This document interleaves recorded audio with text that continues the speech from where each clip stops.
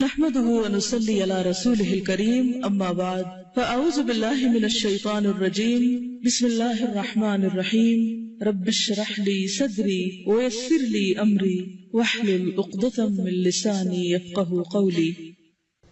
کثرت سے درود پڑھنا۔ رسول اللہ صلی اللہ علیہ وسلم نے فرمایا جمعہ کے دن اور جمعہ کی رات کو کثرت سے مجھ پر درود پڑھا کرو، بس جو آدمی مجھ پر ایک دفعہ درود بھیجے گا اللہ اس پر 10 رحمتیں نازل کرے گا۔ اللہم صلی علی محمد۔ رسول اللہ صلی اللہ علیہ وسلم نے فرمایا تمہارے افضل دنوں میں سے جمعے کا دن ہے۔ اسی دن آدم علیہ السلام پیدا کیے گئے، اسی دن ان کی روح قبض کی گئی، اسی دن سور پھونکا جائے گا اور اس دن سب لوگ بے ہوش ہوں گے، اس لیے اس دن مجھ پر کثرت سے درود بھیجا کرو کیونکہ تمہارا درود مجھ پر پیش کیا جاتا ہے۔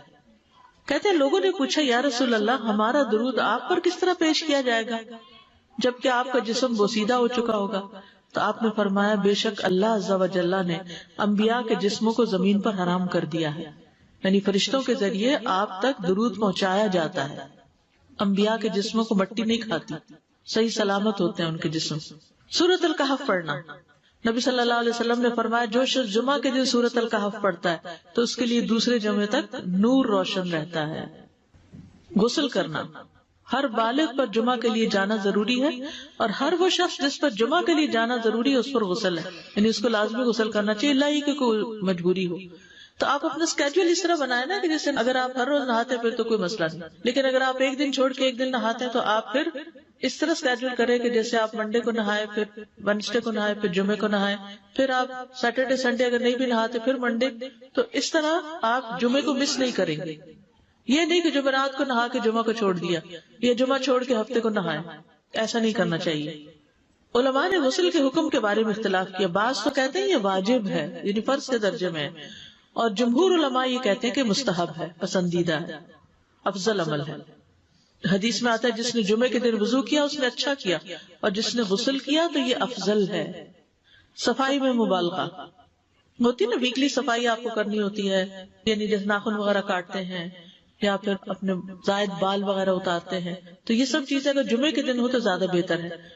نبی صلی اللہ علیہ وسلم نے فرمایا جو شخص جمعے کے دن اچھی طرح غسل کرے، اچھی طرح سنوار کر وضو کرے، اپنے بہترین لباس میں سے پہنے، یعنی جمعے کے دن باقی دنوں کی نسبت اچھا لباس پہنے، اللہ نے اس کی قسمت میں گھر والوں کی جو خوشبو لکھی ہو وہ لگا لے، یعنی گھر میں جو بھی خوشبو ہے، پھر جمعہ پڑھنے آئے تو لغو کام نہ کرے، 2 آدمیوں کے درمیان جدائی نہ کرے، یعنی 2 لوگ بیٹھے ان کے بیچ میں گھس کے بیٹھ جائے۔ اس جمعے اور دوسرے جمعے کے درمیان کے پورے ہفتے کے گناہ معاف کر دیے جاتے ہیں۔ پھر مسواک کرنا۔ جمعے کی سنتیں بتاتے ہوئے آپ نے فرمایا اور تم پر مسواک کرنا لازم ہے۔ اچھا لباس پہننا۔ نبی صلی اللہ علیہ وسلم نے فرمایا اگر ممکن ہو تو جمعہ کے لیے اپنے کام کاج کے کپڑوں کے علاوہ 2 کپڑے اور بنا رکھنے میں کیا حرج ہے؟ اسپیشل ڈریس رکھے جو جمعے کوئی پہن لے۔ خوشبو لگانا، یعنی خوشبو لگائے، حدیث میں آتا ہے چاہے وہ عورت کی خوشبو سے ہو، یعنی آپ کی اپنی نہیں، بیوی کی خوشبو پڑی ہو وہی لگا لو، لیکن لگاؤ۔ تیل لگانا۔ جو شخص جمعہ کے دن غسل کرے اور جس قدر ممکن ہو پاکیزگی حاصل کرے اور اپنے تیل میں سے تیل لگائے یا اپنے گھر کی خوشبو میں سے خوشبو لگائے، پھر نکلے کہ 2 آدمیوں کے درمیان تفریق نہ کرے، جتنی مقدرہ نماز پڑھ لے اور جب امام بات کرے تو خاموش رہے، اس جمعے سے لے کر دوسرے جمعے تک اس کے گناہ بخش دیے جاتے ہیں۔ جمعہ کا وقت۔ سورج ڈھلتے ہی جمعہ پڑھنا۔ سورج ڈھلتے ہی جمعہ پڑھنا، اول وقت جمعہ پڑھنا، بہت لیٹ نہیں کرنا چاہیے۔ ایاس بن سلمہ بن عقبہ اپنے والد سے روایت کرتے ہیں، انہوں نے کہا کہ ہم رسول اللہ صلی اللہ علیہ وسلم کے ساتھ جمعے کی نماز پڑھ کر واپس لوٹتے تھے تو دیواروں کا سایہ اتنا نہیں ہوتا تھا کہ ان سے اپنے آپ کو سایہ مہیا کیا جا سکے، یعنی ابھی سورج بہت تھوڑا ڈھلا ہوتا تھا۔ ہاں گرمی کی شدت میں تاخیر کی اجازت ہے۔ مسجد میں داخلہ۔ مسجد کی طرف جلدی نکلنا، تحیت المسجد ادا کرنا۔ عمر بن دینار کہتے ہیں انہوں نے جابر رضی اللہ عنہ کو کہتے ہوئے سنا کہ ایک شخص جمعہ کے دن مسجد میں داخل ہوا اس حال میں کہ نبی صلی اللہ علیہ وسلم خطبہ دے رہے تھے، تو آپ نے فرمایا کیا تم نے نماز پڑھی؟ اس نے کہا نہیں، تو آپ نے فرمایا کھڑے ہو 2 رکعتیں پڑھو۔ اب یہ بڑا اہم مسئلہ ہے، مسجد میں داخل ہو چاہے خطبہ ہو رہا ہو 2 رکعت پڑھے بغیر نہ بیٹھو، ٹھیک ہے؟ اور یہ کیا ہے؟ دراصل تحیت المسجد، یہ جمعے کی سنتیں نہیں ہیں، یہ کیا ہے؟ تحیت المسجد ہے، اور مختصر پڑھی جائیں۔ یعنی امام جب خطبہ دے رہا ہو تو چاہیے کہ 2 رکعتیں پڑھے اور دونوں میں اختصار کرے. نماز سے قبل ہلکا بنانے کی ممانعت. مثلا آپ جلدی چلے گئے تو یہ نہیں کہ ایک گروپ بنا کے آپس میں گپ شپ شروع کر دیں، نہیں، سیدھے ہی لائنوں میں بیٹھیے. انتظار کا وقت کیسے گزاریں گے؟ نفل پڑھ کے بیٹھ گئے، ذکر اذکار کریں، قبلے کی طرف رخ کر کے لائنوں میں بیٹھے. ہلکا نہیں بنائے، بیٹھ کے خرید و فروخت نہیں کریں.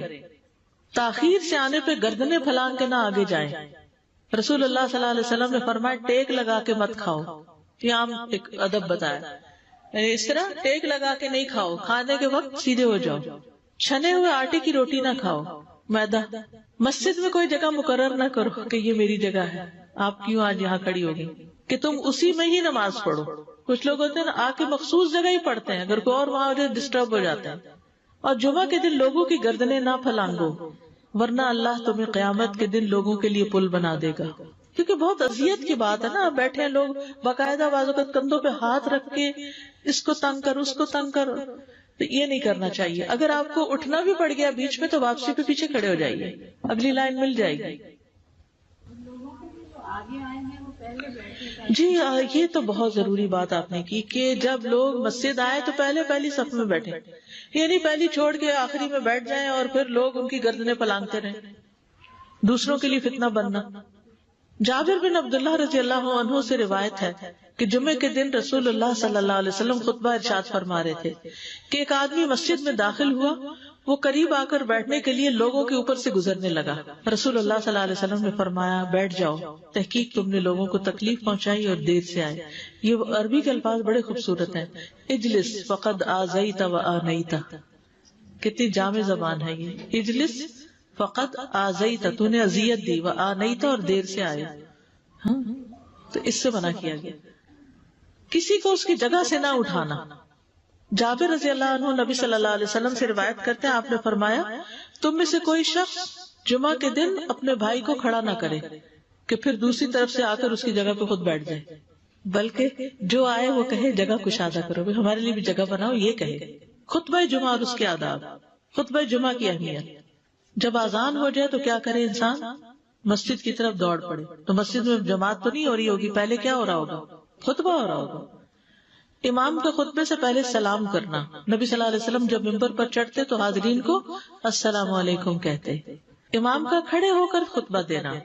رسول اللہ صلی اللہ علیہ وسلم کھڑے ہو کر خطبہ دیتے، پھر بیٹھ جاتے، پھر کھڑے ہوتے اور کھڑے ہو کر خطبہ دیتے، یعنی بیچ میں تھوڑا سا بیٹھ بھی جاتے تھے. جس نے تمہیں یہ خبر دی کہ آپ بیٹھ کر خطبہ دیتے تھے تو تحقیق اس نے جھوٹ بولا. بس یقیناً اللہ کی قسم میں نے آپ کے ساتھ 2000 سے زائد نمازیں پڑھی ہیں، یعنی جن میں بہت سے جمعے بھی آئے ہیں، تو ایسا کچھ نہیں. امام کو 2 خطبے دینا، یعنی کھڑے تھے پہلے، پھر ذرا بیٹھ گئے، پھر دوسری دفعہ اٹھے تو یہ 2 خطبے ہو گئے. مختصر خطبہ دینا. آپ کے خطبات چند کلمات ہوا کرتے تھے، بہت لمبی تقریریں نہیں. آپ کا خطبہ درمیانہ ہوتا تھا. نبی صلی اللہ علیہ وسلم نے فرمایا آدمی کا نماز کو لمبا کرنا اور خطبے کو مختصر کرنا اس کی سمجھداری کی علامت ہے. بس نماز لمبی کرو، خطبہ مختصر کرو، کیونکہ بعض بیان جادو جیسا اثر رکھتے ہیں، یعنی تھوڑے بھی بات کرو گے تو دل میں چلی جائے گی. نماز پہ زیادہ توجہ. نبی صلی اللہ علیہ وسلم کا خطبے میں سورۃ قاف پڑھنا.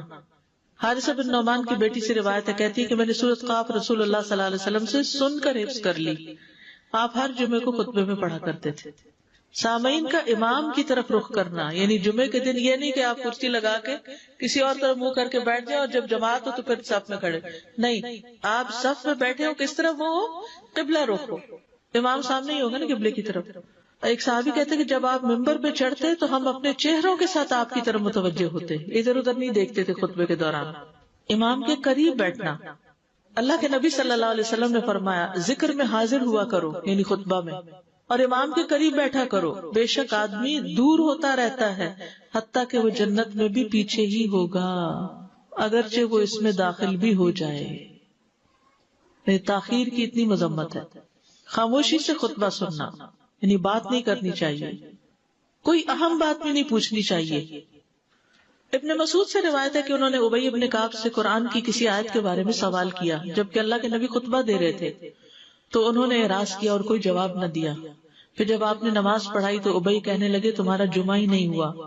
تو ابن مسعود نے رسول اللہ صلی اللہ علیہ وسلم سے پوچھا تو آپ نے فرمایا ابی نے سچ کہا. کوئی بات کرنے کی اجازت نہیں، یہ کہنے کی بھی کہ چپ ہو جاؤ یہ بھی اجازت نہیں۔ عبداللہ بن مسعود کہتے کہ جب امام جمعہ کے لیے آ گیا پھر تمہارا اپنے ساتھی سے یہ کہنا کہ خاموش رہو لغویت کے لیے کافی ہے، یہ بھی لغو بات ہے۔ کوئی لغو حرکت نہ کرنا، کنکریوں سے نہ کھیلنا، فون سے نہیں کھیلنا، میسجز چیک نہیں کرنا، انگلیوں میں انگلیاں ڈال کے پٹاخے نہیں بجانا، گوٹ مار کے نہیں بیٹھنا۔ گوٹ مار کے کیسے بیٹھتے ہیں؟ گھٹنے اوپر کر کے اور یوں ایسے گھٹنوں کے گرد ہاتھ ڈال کے۔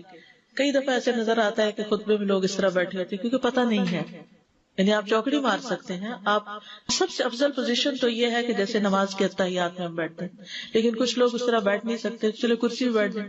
اگر کرسی نہیں ہے نیچے بیٹھے ہیں تو چوکڑی مار کے بیٹھ جائیں، مگر ٹانگیں اس طرح پیٹ کے ساتھ لگا کے گھٹنوں پہ ہاتھ کو بل دے کے اس طرح نہیں بیٹھے۔ اگر مجبوری ہے تو وہ اور بات ہے، لیکن یہ کہ بلا وجہ نہیں کرنا چاہیے کیونکہ ادب کے خلاف ہے۔ اونگ آنے پر جگہ بدلنا، نبی صلی اللہ علیہ وسلم نے فرمایا اگر جمعہ کے دن کسی کو مسجد میں اونگ آنے لگے تو اپنی اس جگہ کو دوسری جگہ سے بدل لے۔ کہ بعض اوقات ایسا ہوتا ہے نا خطبے کے وقت بڑی سکینت ہوتی ہے اور آخری خطبہ تو آپ نیند میں ہی سنتے ہیں۔ نماز جمعہ کی رکعت 2 رکعت ہے فرض بس۔ جمعہ کی نماز 2 رکعتیں ہیں اور ان دونوں میں قرات ہوتی ہے۔ نبی صلی اللہ علیہ وسلم جمعے میں سبح اسم ربک الاعلی اور هل اتاک حدیث الغاشیہ پڑھتے۔ کبھی جمعہ اور عید کٹھے ہو جاتے تب بھی دونوں نمازوں میں یہی سورت پڑھتے تھے، ٹھیک ہے۔ اسی طرح صبح کی نماز میں جمعے کے دن الف لام میم التنزیل اور هل اتی علی الانسان کی قرات کرتے اور نماز جمعہ میں سورۃ الجمعہ اور منافقین کی تلاوت کرتے، یعنی یہ بھی ملتا ہے۔ فرض کے بعد 2 رکعت پڑھنا، عبداللہ بن عمر سے روایت ہے انہوں نے رسول اللہ صلی اللہ علیہ وسلم کی نفل نماز کو بیان کیا اور کہا کہ آپ جمعے کے بعد کوئی نفل نماز نہیں پڑھتے تھے حتیٰ کہ واپس تشریف لے جاتے، پھر اپنے گھر میں 2 رکعت پڑھتے تھے۔ اب جو لوگ گھر نہیں جاتے تو پھر وہیں پر وہ پڑھ لیتے ہیں، ورنہ آپ صلی اللہ علیہ وسلم اپنی سنتیں وغیرہ گھر میں پڑھتے تھے۔ اور اسی طرح 4 بھی پڑھی جا سکتی، 2 بھی ہیں 4 بھی ہیں۔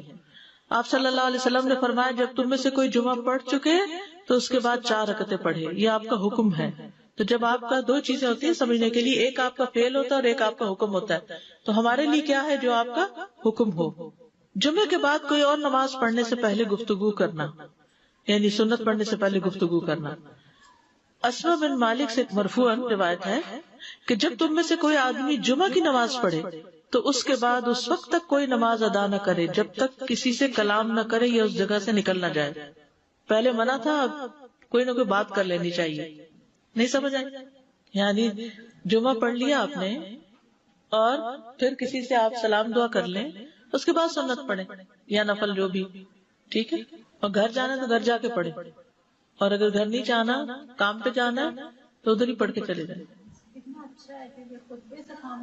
کتنا پیارا ہے ہمارا دین کہ اتنا لمبا بھی چپ کا روزہ نہیں رکھوایا۔ بالکل۔ عاصم سے روایت ہے، وہ ابو قلابہ سے نقل کرتے ہیں، میں نے ان کے ساتھ جمعہ کی نماز پڑھی، جب میں نے اپنی نماز پوری کر لی انہوں نے میرے ہاتھ کو پکڑا اور میری جگہ پر کھڑے ہوئے اور مجھے اپنی جگہ پہ کھڑا کیا۔ وہ جو ہم چینج کرتے ہیں نا جگہ، وہ اس کی بات ہو رہی ہے، یعنی جمعے کے بعد کوئی اور نماز پڑھنے سے پہلے بات بھی کر لینا، جگہ بھی تبدیل کرنا۔ لیکن اگر کچھ لوگ پہلے سے ہی آپ کی سنتیں شروع کر چکے اور کوئی چینج کرنے والا نہیں تو پھر پڑھ لیجئے۔ یعنی یہ مستحب اعمال ہے، ان میں ایسا نہیں کہ کوئی گناہ لازم ہو جائے گا، لیکن افضل یہ ہے، افضل سے اجر زیادہ ہو جاتا ہے۔ جمعہ کے دیگر احکام، 1 رکعت پانے پر بھی جمعہ ادا ہو جاتا ہے، یعنی اگر کسی کو رش مل گیا، پارکنگ نہیں ملی اور 1 رکعت میں بھی پہنچ گیا تو جمعہ ہو گیا۔ امام سے دعا کا کہنا، انس کہتے ہیں کہ ایک سال نبی صلی اللہ علیہ وسلم کے عہد